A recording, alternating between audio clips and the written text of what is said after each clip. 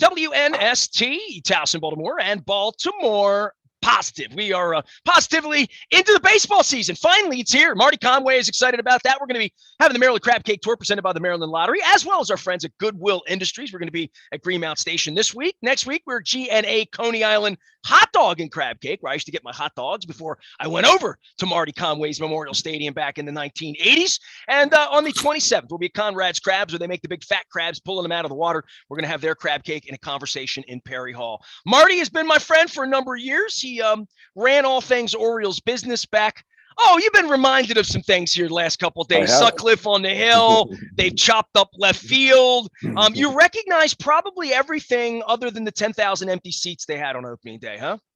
Yeah. So when I was thinking about this yesterday, I might have seen the fewest amount of Rick Sutcliffe pitches because of all the things we were doing that day. I mean, we occasionally got to peek out to see what was going on in the field, but there were so many things going on in order to make that day actually happen, because we were down to the last minute.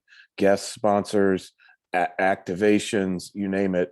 I hope people really enjoyed the game, because I think I saw maybe an inning of it, but I did watch it later on television. It seemed really interesting, but being there that day, we were really working right down to the last minute. Well, 30 years, 31, we're going into the 31st season here. We talked about leases, money, franchises. It's been a little while since you and I got together. Bisciotti blew me off down in Palm Beach a couple weeks ago when he made his statements to selected media members, and the Broncos are going to sell for a lot of money. So the Nationals are going to hit the market now. The Orioles are whatever they are, but what the Orioles represent at this point when they can't sell out opening day, what I saw downtown just in general, a block and a half from the stadium, it's like there was no game going on. I don't know where this is headed, but I know the Orioles are going to lose a lot of games this year, but the fact that they get up and crawl and start to walk a little bit, and Rutschman comes up and Rodriguez pitches in August or whatever, I'm wondering when people are going to fall in love with the franchise, if that's ever possible again. I mean, I'm 30 years into this jumping the shark and thinking, do I need to even have cable television? Do I need to watch Masson? Is this even appointment viewing for beyond 30, 40,000 people in the marketplace anymore? Are there really 500,000 Oriole fans anymore? I'm starting to wonder how many people are really engaged in what they're doing. Yeah, well, there's a transition going on, right? Both on the field and off the field. The on the field transition has been well talked about. And look, the expectation is that, the players that are in the minor leagues will come up and become, major league players. The question is, you can look around the league. There's a lot of really, really good minor league baseball players, and they come up and they become pretty good or average major league players. Like, there's few that break out. And so that's the risk that you take when you're trying to cultivate this. I don't think people would have known that this would be a 5 or 6 or maybe even a 7-year process, not before they could win something substantial, but before they could even be competitive with this type of cycle. So a lot of things can happen. Look, I know we're going to talk about the Nats in a minute, but in the Nationals in 2018, Mark Lerner made a comment that they would never sell the team, that family would want to hold on to it, et cetera. Little did they know that we would have a 2-year, COVID pandemic, right? So all these different plans and all these different, prospects and different things, it's all fine and good, but you just don't know what the circumstances are going to be economically and a lot of other things in a couple of years. Right now people look at their grocery bill, they look at their gas bill, they look at a number of other things, and they say, we're going to go to a game, but we're going to go to one game. Let's pick one in June. And it's when the Yankees are in town, or the Red Sox, or whoever it is that they really, really want to see. So I think your point is well taken, that a lot of things have changed, both on the field, off the field. 2015, the Freddie Gray incidents downtown has changed the way people think about coming downtown. So there's all these different factors that what I've said is the turnaround in Baltimore is going to be more like a Manhattan project than it is a baseball turnaround, because you're going to have to seamlessly conduct a refurbishing of the franchise, but then also a revitalization of the fan base to get them in the habit of doing what? Buying tickets in advance and then coming down and following through on that. Because again, 81 games a year is not like 10 games a year across the street at M&T Bank Stadium, where, that's a couple times a month, right? It's maybe twice in the month of September or October. And I'm committed to doing that. 81 games or even half of that for a half a season ticket. That's a substantial commitment now that we know that people just aren't, young people in particular, aren't as willing to make. Marty Conway is our guest. He's the good professor at Georgetown. You can follow him. The wise folks around here do that out on LinkedIn as well as Twitter, retweeting and commenting on the business of sports. I want to say this about the Orioles and like where they are in this arc of trying to get better. And I think you being an insider and Dick Cass leaving the Ravens and Sashi Brown coming in, and Dick, who is a very front-facing executive in an era where, I think a large percentage of Ravens fans know there's a guy named Dick Cass who's a president. He's been in TV commercials. He has been doing this 2 decades. He has stood out at various points. If you're a PSL holder, you've probably been lectured to by him or have seen him on corporate videos and certainly if you own a skybox and you're that person, you know all about Dick Cass. I don't know that most people know who the president of the Cincinnati Bengals is in Cincinnati or the Dallas Cowboys in Dallas other than Jerry or what the names are. But when those things happen, and we talk about the talent of Ray Lewis or the talent of Lamar Jackson or the talent of Manny Machado that is allegedly going to turn your franchise around, make you a great team, and they're just going to sell tickets. I want to talk about the talent of people like you, the front office people, the Larry Lucchinos and the Janet Marie Smiths and the you. And, let's go through the Ravens and give Kevin Byrne love and Dick Cass and any of the people who make things happen in those organizations that are never heard from. This is one of those things where the Orioles really, really lack from never having a 5-tool player in their front office in any way to sort of build the business. And there's going to have to be that at some point. Who's negotiating the TV deals? Who's negotiating the hot dog deals? How can we get activation around the marketplace? How can we get Chick-fil-A giving away little Oreo widget? Like all of these things that smart businesses do. And I see what the Rams are trying to do in LA, and I was out there, and that's one of those things. They've been there 5 minutes, and they're trying to make something happen. But it feels like the Orioles have, and you and I've talked about this, all but given up. Like the reason there's nobody there on opening day is they are a dormant franchise when they're losing, and they've been losing for 6 years. They're almost ashamed of losing. So like they don't go out. Nobody's offered me tickets. Nobody's offered me a player. Nobody's offered me a chance to discuss the Orioles in 16 years. So they want me to stay away. And I think the feeling is whoever's running the place, and I guess that's TJ Brightman, they need brighter people. They need a brighter idea in the franchise to sell something beyond we're going to lose 100 games and maybe a star will come up at some point and we move the wall back. Yeah, no, it's a substantial responsibility. Look, the person or man or woman that you have in that role or roles, there's more than just one. Team president, executive vice president. There's a couple of roles. Business, sales, op, media, all of that, right? Yeah. Yeah, but the number one, there are 2 things about it. Number one is that person or persons have to be your chief salesperson in the community, whether they hold that title or not.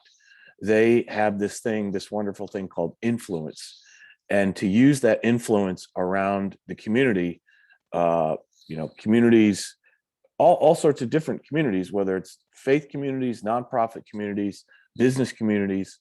All those types of things, they have this thing called influence, and they're able to connect the team, the franchise, the mission of the franchise with those various community groups. We know that's the history, particularly in Baltimore. Baltimore has a very defined history with its teams going back to 50 years ago or more, where people would feel comfortable recognizing a Brooks Robinson in the giant food market or Boog Powell or whoever it is. Well, Marty, I was standing with Michael McCrary in the middle of Pickles, in the middle of the lot, and the second inning of the Oriole game on Monday, and I'm thinking to myself, That's kind of cool. You won a Yeah, Super Bowl. He's standing here. I run into right, Femi. I run into Guy. I said to right, McCreary, I run into you 6 times a year, whether I want to or not, right, because he's here. And there is something about him just being a statue walking through Fells Point and saying, oh, that's a Raven. He lives here. Yeah. right, right, right. And That's and its own again, marketing. that's a community element to Baltimore that, again, I've not witnessed it in many other places, not in Washington. Maybe it happens in Charlotte, maybe it happens in some other places to do that. But the key thing about that is that you have to have people who can convert that into fill in the blank. Buying, like I said, buying tickets up front, buying season tickets, committing to suites, committing to corporate sponsorship relationships, media deals, all those different things down there. You can get those done on a transactional basis, which is kind of where we're at right now, which is, yeah, it's baseball. Yes, it's April through September. Like I said, we're going to come out once, we're going to buy one group of tickets, whatever. That's different than having a full-on commitment. But Marty, Uh, 30 years ago, corporate businesses here had a want, a yeah. desire, a Mhm, financial stake, and mhm. almost an obligation. It was almost an obligation for Provident Bank to have to Yeah. buy a lot of something from the Orioles, not Yep. even media or marketing or having their Yeah. commercials on the radio or having Chuck Thompson say their name. I'm just talking about all of those seats, that Mhm. 3.6 million we talk about 30 Yeah. years ago. There was an obligation to some degree, but it was a beautiful thing if you had 140 employees and you had 4 tickets, 12 rows off of third base at Orioles Mhm, games, that mhm. Susie would take him tonight, Jack would have him next week, Bill took his family last week, and it Yeah. becomes, and you give him the clients, it becomes all of that. When that Mhm. goes away, all of a sudden it doesn't feel like an obligation. WNST is not obligated to buy Ravens tickets after they've thrown me out of my Ravens seats. So, there's a point where they've thrown me out of my football seats. I want to buy the tickets and they won't let me. The baseball teams never asked me to buy tickets, strangely enough. I Yeah. don't know if they Yeah. ever ask anybody to buy tickets. No, no, like I said, you make an important point about the what I just was explaining, I guess, the role of those individuals and how important they can be as a team. Because yes, you're building that. The reason why that happened in the days where banks and financial institutions and others, because there was demand from inside the organization for that. The worst thing that can happen is to pull out that drawer, whoever controls the tickets in that organization, and on a weekly basis find out that a day or two before the game they're still sitting in the drawer. Nobody has asked for them, nobody really wants them, there hasn't been that sort of demand, and suddenly they say the day of, here we have them, who wants to go? And then, because you know what that leads to, the next year they don't buy them because Well, they said Leonard we didn't Raskin and utilize I them. talked about that, and Dennis Colatzos. I'm wearing my Coons. My sponsors were all Orioles season ticket holders in the Yeah. 90s and early aughts.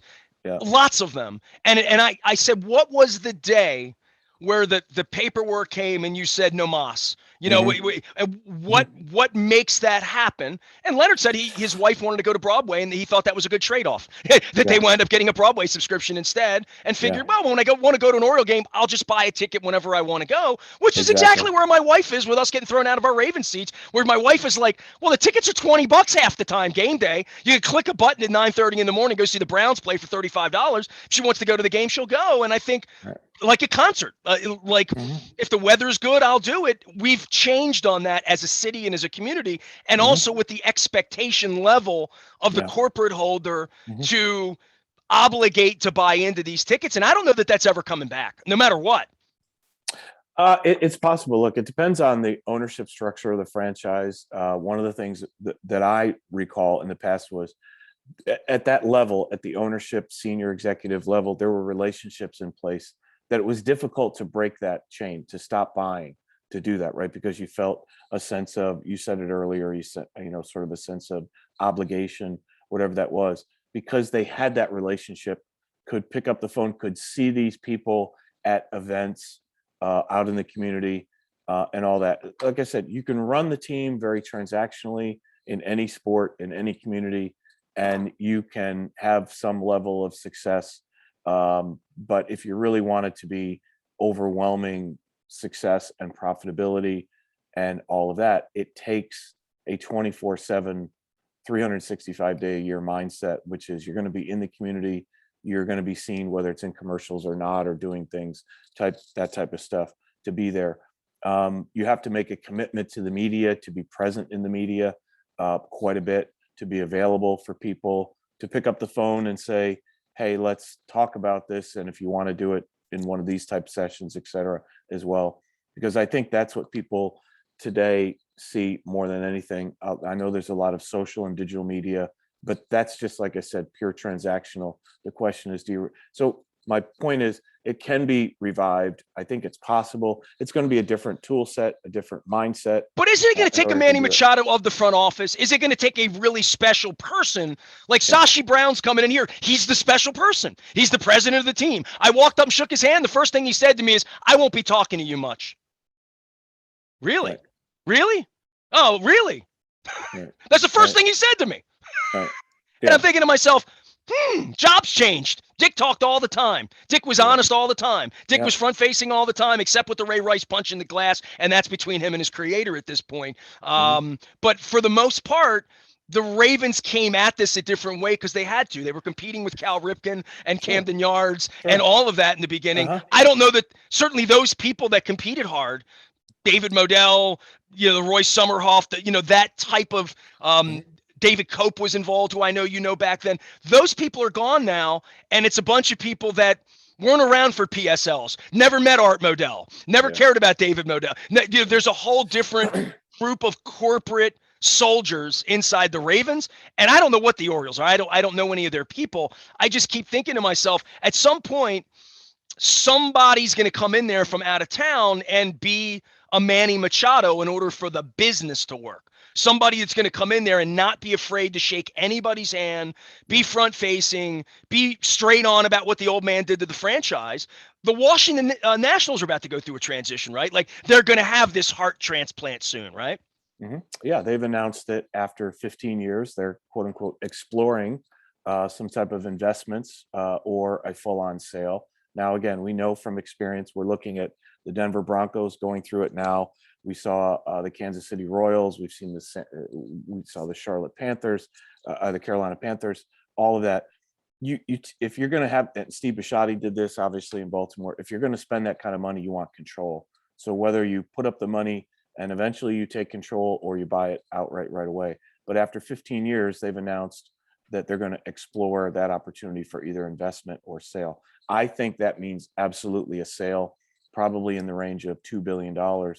But what it points up, and I made this point yesterday to somebody who was doing an event like yours and writing and reporting on it, in the Washington, D.C. market between the second quarter of 2020, so the sort of beginning of the pandemic, and 1 year later, the second quarter of 2021, the greater Washington area commercial real estate space contracted by 8.5 million square feet.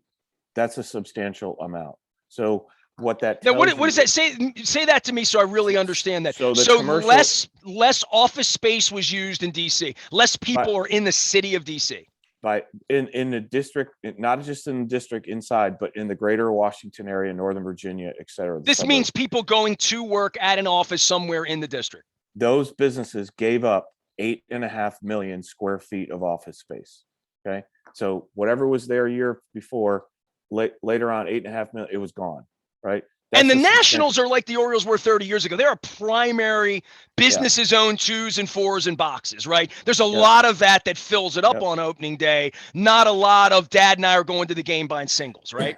And the learners being in the commercial real estate business, having a big share of that 8.5 million that just disappeared in a year, tells you two things. Number one, how hard communities were hit. I can't imagine Baltimore wasn't hit as well. And if you go down to around Capital One Arena and some other places, you see vacant restaurant places where restaurant. Marty, I went down a couple weeks ago. We were in DC for the day seeing Styx at the Warner Theater, and we parked over off New York Avenue where you come in, where Busboys and Poets, and we walked the length of the city. And I was like, oh my God. I was in New York last week, and I was in New York a year ago for Springsteen, and I think I even reported to you, like, whoa, 1 out of every 2 places, the basic Panera, the places that are chain places gone, and the local places, mom and pop places have turned the key in or changed their hours, or they're closed on Monday and Tuesday. Downtown DC is really, really difficult right now. There's no doubt about that. Got hit really hard. Places right across from Capital One, Rosa Mexicana restaurant, which was a staple there, is now gone. Like, just it's happened. So point being is that we can now see visibly how much impact COVID had, particularly in these city areas. So whether it's Baltimore or Washington, the second derivative of that is, how did it hit the franchise? How did it hit the franchise owners? And now what we also know, again, with the exception of the NFL is a separate entity. They were not really, they had some financial struggles, but it did not nowhere near rise to the level of baseball, basketball, and all that. And if you're in the ownership situation and you lose money, or you lose the opportunity to make money, you have really three ways to get it back. You either go to your partners and ask for a cash call, your limited partners, to provide more money to the franchise for liquidity. You go to the debt market, go to the bank and other debt markets, or you have to sell your franchise and you reap it back that way. So now we're starting to see, and that's what I think proves us that in 2020 and 2021, in all sports other than the NFL, yes, the NFL had their struggles, but financially they were nowhere close to it. You see it. So if that's happening in Washington, and now we see that, what has happened in Baltimore? What has transpired in the walls of the warehouse? How difficult did it get? I suspect in 2020, there was no revenue sharing. In 2021, there was revenue sharing amongst the teams, but Major League Baseball had to take out loans in order to fund that revenue sharing. Those loans have to be paid back. So a lot of things, different things going on. I think that we're now starting to learn as you come out of the pandemic and you come into a new collective bargaining agreement. I think you're going to see more franchises be upfront and perhaps take on investment or sell, because it's very clear that that was a difficult time, especially for franchises that don't have deep pocketed owners who could fork over $170 million over 2 years to cover some of those losses or profits that they didn't make. And now we're starting to see that. So those are the challenges out there. Yes, and in the context of opening day yesterday, that they said there was an 44,000. We all know there wasn't. Why they lie? It didn't make the eye test. I don't know. I don't know why did someone say that that was the largest crowd in the history of inaugurations? I mean, why do people do that when everybody else can obviously see that? It's a credibility killer for anybody who isn't really drinking the orange Kool-Aid. You know what I mean? Like, and they've lied for so long about attendance that it's a part of their DNA, and they can't stop. And it's all part of, this is how we sell Southwest Airlines, because if we say there were 2.2 million people in the stadium, even though we're really only 1.1, that no one seems to notice or care about their inflated sense of whatever. They inflate everything, right? Except batting averages. Let's look at the opposite side. If you come out of that and you say, look, we were in a lockout up until 4 weeks before the season. We couldn't sell tickets. We didn't know what the circumstances would be. In the 4 weeks, look at what we've done to drive in whatever the number that they actually got between a year ago, et cetera. And this is the kind of effort that we're making go for. I think personally, media members like you and others would see that as a very credible response and be on board with them about other things, as opposed to wanting to keep, for whatever sake, a posterity's sake, a consecutive opening day sellout streak intact, versus saying, very challenging off season, could not sell tickets until 4 weeks ago, really working hard to make the 30th anniversary special. Look what we've done. Look out there, lots of Oriole fans and wearing orange and black. Isn't this a great day, etc. Then I think people say, they suddenly get on your side. And one of the things, every person that I know related to the media saw all these other positive things yesterday, and then in the seventh inning, when they announced that, there was nothing but, wait, what? Well, it's the same old garbage. It's the same old, we're going to lie to you and we're going to gaslight you and you're going to report it as a sellout. Rock Kabako, because you work for us. Well, but if you see what they've done, announced and then ... a sellout, it was many people's way of saying, look, I'm just telling you what they announced. right? That's all it was. Yeah, but I'm for a not, guy like me that's been lied to, and really at the heart of all of it, the issue is you're just dishonest people. yeah. That would continue. At some point, a dynamic leader would come in and say all these things you just said, and shake hands and say, "I want to sell you tickets for next Wednesday. How can we get you back down to the ballpark? Can I get you free parking? Can I give you $1 hot dog? Can I give you a Hawaiian shirt? Can I give you Shohei Ohtani? Can I give you a bobblehead? You know what? Right, What is it that will get right. people in? Part of it isn't we're just going to lie about things. I mean, because they've done enough lying. Marty Conway is here. He tells the truth, which is why we have him as part of our Wise Conversations. Longtime Major League Baseball executive now doing the professorial thing at Georgetown. You had something you wanted to say, but the Orioles, John released a release. There was a statement made by ownership in regard to streaming and watching the games. Luke, this is the thing that drives Luke crazy, and Luke's, wearing orange underwear. I'm still figuring out cutting my cord when I move to the county and why in the world I'm going to want a $180 a month cable bill to have Oriole games. Like, if that's all there is, if that's the only thing that affects my job. But they've done a pretty wise job, or at least they think so, of boxing me out. That if I don't give them the money and I don't sign up for cable TV, I won't have Oriole games this year in market, right? Yeah, that's right. So to simplify it as much as possible, right? The way that the regional sports networks, Mass and others, they have essentially said, unless you have the cable subscription, so if you want to watch it outside of your house, you have to have the cable subscription to be able to take it as you go. In order to be able to do that, they have to have some sort of application for your phone that can connect you to what you pay for so that you could have your games on the go. There's a different scenario that's playing out with people, which is if I don't have cable television and I'm paying for Masson, can I buy a la carte a regional sports network? And the balance that they're trying to work, whether it's being successful or not, is how do you balance making it available without a cable subscription so that you could pay $9 or some sort of thing a month to stream it And that through would your be phone, me if all through I your wanted app. was Oriole games, right? Okay. Exactly. Versus the hostage taking that goes on, which is to say you have to pay 150 to 180 or $200 a month that this is included as part of your cable bill, and then you can essentially take it on the go. Well, that was the NFL DirecTV thing. If I wanted all the games, I'm a Bills fan. I live in Parkville, and I want the Bills. I have to get DirecTV. I had to get rid of Xfinity or whoever my cable service was, right? But that feels like it was 2005. That doesn't feel like it's 2022. There are not people below the age of, say, 35 who are going to be interested in that type of economic relationship where I have to spend $200 a month to watch something that I'm paying $11 a month for through my cable subscription. And so whether it is television or whether it is radio, now that they're on WBAL and 98 Rock, the same thing. If you go onto their phone and pick out their app, you cannot listen to it streaming on your phone. You have to be either in your car or have a radio in your house, which most people don't have anymore. And so the challenge that they face, which they've been facing for a number of years, is making that economic deal in order to move these listening and watching opportunities to the more mobile friendly phone, tablet, in your Alexa, in your house, speaker system, etc. There is no conduit right now for me to click on this button, looking on this screen or my wife's tablet, and get an Oriole game tonight and give them $3, $8, $12. That's right. $179. I don't even get it, right? Like if I buy the season thing because I'm in market, I still have to buy television, right? Right. Exactly. No wonder nobody. They're out of their minds. Do they have meetings? Do they talk to their consumers? Seriously. Yeah. So the answer is some people are doing it. This local streaming.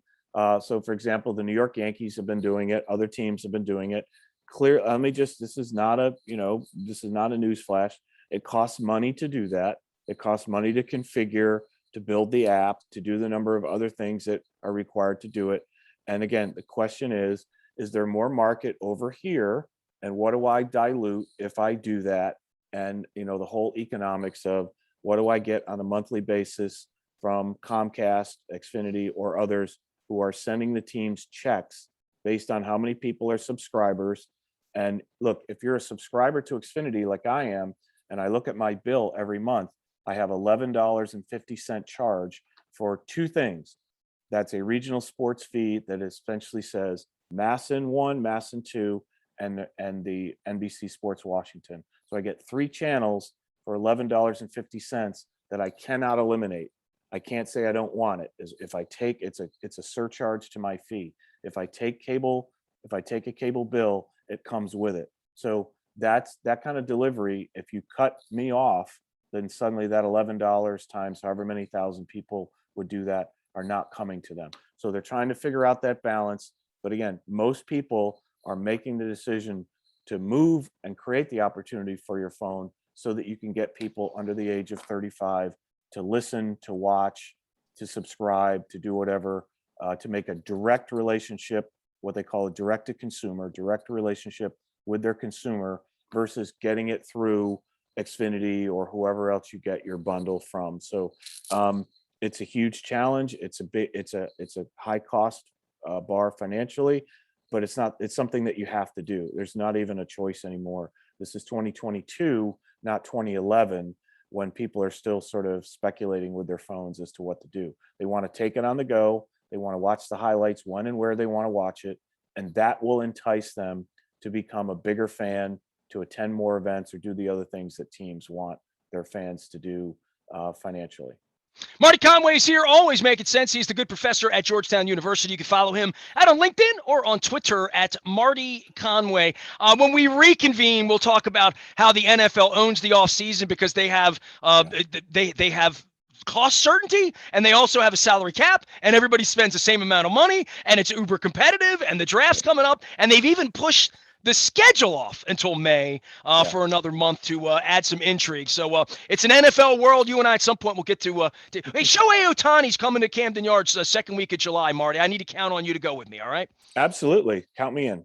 All right, there he goes. Marty Conway, the good professor from Georgetown University, always bringing some credibility. I took that word down, credibility. I'm going to start using Orioles and credibility together. I am Nestor. I'm trying to get my credibility together. My friends at Cole Roofing are always supporting me. I found my mug after 60 days. It's now awash in my Royal Farms Kona blend that we have going on here. The Maryland Crab Cake Tour, presented by the Maryland Lottery, as well as our friends at Goodwill Industries, coming this week to Greenmount Station in Carroll County. Next week, we're going to be in White Marsh up at G&A Coney Island Hot Dog, and then to Perry Hall at Conrad's Crabs on the 27th. Big month around here. Baseball back after it. The NFL draft around the corner. I am Nestor. We are WNST, AM 1570, Towson, Baltimore. We never stop talking. Baltimore, positive.